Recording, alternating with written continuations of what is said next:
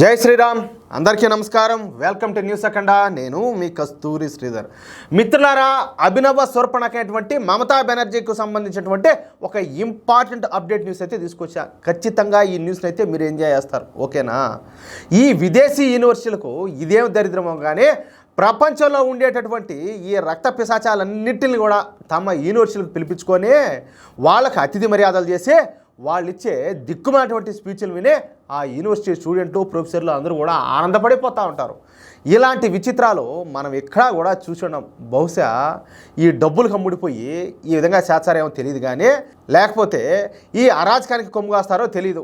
మొన్న ఈ మధ్యనే లండన్లో ఉన్నటువంటి ఒక యూనివర్సిటీలో ఈ కాశ్మీరు పాకిస్తాన్కు చెందింది అన్న విషయం పైన ఒక సెమినార్ అయితే నిర్వహించింది. ఈ సెమినార్కు పాకిస్తాన్ ఆర్మీ అధికారులను, పాకిస్తాన్లో ఉన్నటువంటి అపర మేధావులను వాళ్ళందరినీ కూడా ముఖ్య అతిథులుగా ఆహ్వానించారు.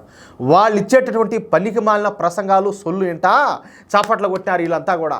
ఇప్పుడు ఆక్స్ఫర్డ్ యూనివర్సిటీ వంతైతే వచ్చింది. ఈ ఆక్స్ఫర్డ్ యూనివర్సిటీ అడ్మినిస్ట్రేషను ఈసారి మన దేశానికి చెందినటువంటి ఒక ముఖ్య అతిథిని ఆక్స్ఫర్డ్ యూనివర్సిటీ వాళ్ళు ఆహ్వానించారు. ఆ ముఖ్య అతిథి పశ్చిమ బెంగాల్ ముఖ్యమంత్రి అయినటువంటి అభినవ స్వర్పణకైన మమతా బెనర్జీ. ఎవరు? మమత. అసలు మమతా బెనర్జీను ముఖ్య అతిథిగా ఎట్టా ఆహ్వానించారు, జుట్టు బిక్కున్నా కూడా నాకైతే అర్థం కావడంలే. ఇదంతా కూడా ఒక చైన్ లింకు. హిందువులకు వ్యతిరేకంగా పనిచేసేటటువంటి శక్తులన్నీ కలిసి పనిచేస్తున్నాయని చెప్పడానికి ఇదొక సరైన ఉదాహరణగా మనం తీసుకోవచ్చు. సరే, ఇక్కడ మరొక విషయం ఏంటంటే మమతా బెనర్జీని ఆహ్వానించింది ఆక్స్ఫర్డ్ యూనివర్సిటీకి చెందినటువంటి ఈ కెల్లా కాలేజ్ అడ్మినిస్ట్రేషన్. ఈ కెల్లా కాలేజు లండన్లో ఉంటుంది. ఇక్కడ మరొక విషయం ఏంటయ్యా అంటే ఈ కాలేజీకు ఎప్పుడు ఈ హిందూ వ్యతిరేక శక్తులనే ఆహ్వానిస్తూ ఉంటారంట. అలాంటి వారి చేత ప్రసంగాలు ఇప్పించి చప్పట్లు కొట్టుకుని పండగ చేసుకుంటూ ఉంటారు వీళ్ళంతా కూడా. అదొక సునకానందం. ఏంది? సునకానందం. సరే, ఇక ఏదో ఎవరెస్ట్ శిఖరం ఎక్కినంత ఆనందంగా ఈ కెల్లాజ్ కాలేజీకి వెళ్ళి ఈ మమతా బెనర్జీ తన ప్రసంగాన్ని అయితే మొదలుపెట్టింది. ఇక యథావిధిగా ఎప్పటిలాగానే పచ్చి అబద్ధాలు చెప్పడం ప్రారంభించింది. తన హయాంలో పెద్ద సంఖ్యలో కంపెనీలన్నీ కూడా బెంగాల్కు వస్తున్నాయని, పశ్చిమ బెంగాల్కు పూర్వవైభవం తీసుకొస్తున్నామని, బెంగాల్కు 23 లక్షల మిలియన్ల పెట్టుబడులు వచ్చినాయని, ఇంతకు ముందుటి సంవత్సరం 19 లక్షల మిలియన్ల పెట్టుబడులు వచ్చినాయని చెప్పి పచ్చి అబద్ధాలు చెప్తా పోతుంది. ఓరి స్వామి నాయన, మించిపోయింది నాయన. ఏమైతే ఈ జాంబిగాళ్ళలో వీళ్ళందరినీ మించిపోతుంది అబద్ధాలు చెప్పడంలో. దీంతో ఒళ్ళు మండిపోయినటువంటి మన ప్రవాస భారతీయులు లేచి, మేడం మీరు 23 లక్షల మిలియన్ల పెట్టుబడులు వచ్చాయని చెప్పి మీరు చెప్తున్నారు కదా, అసలు ఏ సంస్థలు వచ్చాయో కొన్ని పేర్లు చెప్పండి అని చెప్పేసి వాళ్ళు అడిగినారు. ఆ పరిస్థితితో తడబడిపోయినటువంటి ఈ మమతా బేగం ఏం చెప్పాలో అర్థం కాక, అంటే అక్కడ చాలా సంస్థలు వచ్చినాయి, అవన్నీ చెప్పడం కుదరదు కదా, అంటే తెగబాడు వచ్చాయి, ఇన్ని వచ్చాయి, అన్ని పేర్లు నేను చదవలేను లేనట్టుగా సమాధానం ఇచ్చింది. మళ్ళా మన ప్రవాస భారతీయులు మాట్లాడతా, కాదు మేడం కొన్ని సంస్థలన్నా మీకు గుర్తుంటాయి కదా, కొన్ని సంస్థల పేర్లైనా చెప్పండి అని చెప్పేసి నిలదీసినట్టు అడిగినారు. ఇక ఏం చెప్పాలో ఈ మమతా బేగానికి అర్థం కాక, ఎవరికి అభినవ్ స్వర్పణకి అర్థం కాక ఏదో ఒకటి చెప్పాలా లేకపోతే పరువు పోతా అని చెప్పేసి గ్రహించి పశ్చిమ బెంగాల్కు వచ్చిన కంపెనీలలో IBM ఉండొచ్చు, ఉండొచ్చు, టాటా ఉండొచ్చు, ఇన్ఫోటెక్ ఉండొచ్చు, విప్రో ఉండొచ్చు అంటూ ఏదో తన నోటుకు వచ్చిన పేర్లన్నీ కూడా చెప్పడం మొదలుపెట్టింది. ఆమె చెప్పేటివన్నీ కూడా అబద్ధాలే, కానీ మొత్తానికైతే దొరికిపోయింది. ఈ టాటా సంస్థ పశ్చిమ బెంగాల్లో ఉందంటున్నారు.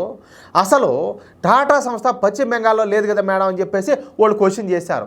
ఎందుకంటే మేధావులు కదా, అడిగేశారు. అసలు మీ దెబ్బకు పశ్చిమ బెంగాల్ నుంచి టాటా పారిపోయింది కదా, ఊరికి అబద్ధాలు ఎందుకు చెప్తారు మేడం అంట మన ప్రవాస భారతీయులందరూ కూడా ప్రశ్నించడంతో ఇక మమతా బెనర్జీ ఇంక ఏ ఊపిరాలా ఏం చెప్పాలో అర్థం కాల. ఆ తర్వాత మళ్ళా మన ప్రవాస భారతీయులు ఈ ఆర్జికర్ హాస్పిటల్లో జరిగినటువంటి అత్యాచారం, హత్య గురించి కూడా అడిగినారు. దానికి సమాధానం చెప్పాల్సిందేనని చెప్పేసి వీళ్ళంతా కూడా గద్దించారనమాట. ఏం లే, ఇంక ఊపిరి తిరగనేలా. దీంతో మమతా బెనర్జీ ఆ కేసును CBI ఇన్వెస్టిగేషన్ చేస్తుందని చెప్పి తప్పించుకోవాలని చెప్పి చూసింది.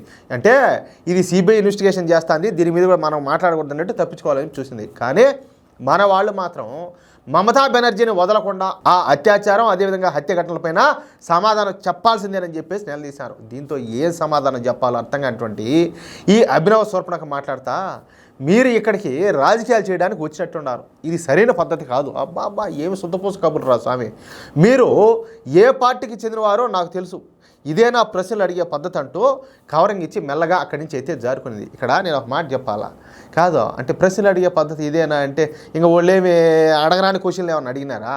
ఆడ జరిగినట్టే కదా అడిగినారు. వీళ్ళు ఇంకా మాట్లాడతా ఏం ఊరికే వదిలిపెట్టలా. పశ్చిమ బెంగాల్లో హిందువుల హత్యలు ఎందుకు జరుగుతున్నాయి, దానికి కారణం ఎవరు, వాటి మీద మీరు ఎందుకు చర్యలు తీసుకోవడం లేదు, వాళ్ళకు మీరు మద్దతు పలుకుతున్నారా? ఈ ఒక్క ప్రశ్న కాదు, వందలాది ప్రశ్నలతో ఈ మమతా బేగం అయితే ముంచెత్తినారట్టే ప్రశ్న వర్షంతో. మామూలు కూడా కాదు, ఇంక దెబ్బకు తట్టుకోలేక ఆ నుంచి జారుకునింది. ఏ సమాధానం చెప్పేదానికే అవకాశం కూడా లేకుండా చేశారు. ఈ దెబ్బతో ఈ అభినవ్ శూర్పణఖ పశ్చిమ బెంగాల్లో తప్ప ఇంకా విదేశాలకు పోయి ఎక్కడా కూడా మాట్లాడే పరిస్థితి అయితే లేకుండా చేశారు. బుద్ధొచ్చేటట్టు. అది కూడా వల్ల ఆ మన్మధుడు సినిమాలో బ్రహ్మానంద పరిగెత్తాడు గుడ్డు మని. ఆ మారి మనం మీరు ఈ మధ్య అంతా చూసి ఉండొచ్చు. అంతా వెనక రివర్స్ రన్నింగు, ఏమో ఉండటానికి ఏమో మళ్ళా అడిగి ఏమో జాగింగ్లు చేయడము, వాకింగ్లు చేయడము, ఏమో బిల్డప్, ఏమో కారింగలు. ఏమిరా స్వామిరైనా ఆ పశ్చిమ బెంగాల్లో జనాలు వాళ్ళకి మైండ్ ఉండదో, లేకపోతే ఆడేమన్నా మోకాలు చెప్పల్లోకో లేకపోతే తరికాళ్ళకి దిగిందో నాకు అర్థం కావడంలే. కానీ ఇట్లాంటి వాళ్ళందరినీ కూడా గెలిపించి కాదు లేని దరిద్రాన్ని నెత్తిని తెచ్చి పెట్టుకున్నారు. ఇప్పుడు అనుభవిస్తున్నారు. సిగ్గులే ఒకరవన్నా కూడా ఇట్లాంటి వాళ్ళకి ఓట్లేసి దానికి సిగ్గులేదంటాలే. ఇప్పుడు అనుభవిస్తున్నారు కదా. ఒకప్పుడు భారతదేశంలోనే కలకత్తా నగరం పారిశ్రామికంగా అదేవిధంగా ఆర్థికంగా అంత ఆ స్థాయిలో ఉన్నది దేశంలోనే. అట్టాడి ఇప్పుడు అడుక్కునే స్థితికి వచ్చింది. ఏడు చూసినా కూడా శిథిలాలే మొత్తం అంతా కూడా ఏదో గతంలో కదా పురాణకాలంలో కదా పోయినట్టున్నా అది డెవలప్మెంట్ అనేది లేకుండా. ఏమి ఆ మనుషులా చూద్దాం ఈసారి అయినా కూడా తెలివి తెచ్చుకొని ఎంత మాత్రం ఈ దరిద్రాన్ని వదిలించుకుంటారో లేదో. ఏమంటారా మిత్రులారా? ఈ న్యూస్ కనుక మీకు నచ్చినట్లయితే ఖచ్చితంగా ఈ న్యూస్ నలుగురికి షేర్ చేయండి. అదేవిధంగా ప్రతి ఒక్కరు కూడా ఈ వీడియోకి సంబంధించి మీ యొక్క అమూల్యమైన అభిప్రాయాలను తప్పనిసరిగా కామెంట్ రూపంలో తెలియజేయండి. అలాగే ఇంతవరకు మీరు కనుక మన ఛానల్ని సబ్స్క్రైబ్ చేసుకున్నట్టయితే ప్రతి ఒక్కరు మన ఛానల్ సబ్స్క్రైబ్ చేసుకోండి, సపోర్ట్ చేయండి ప్లీజ్. జై శ్రీరామ్.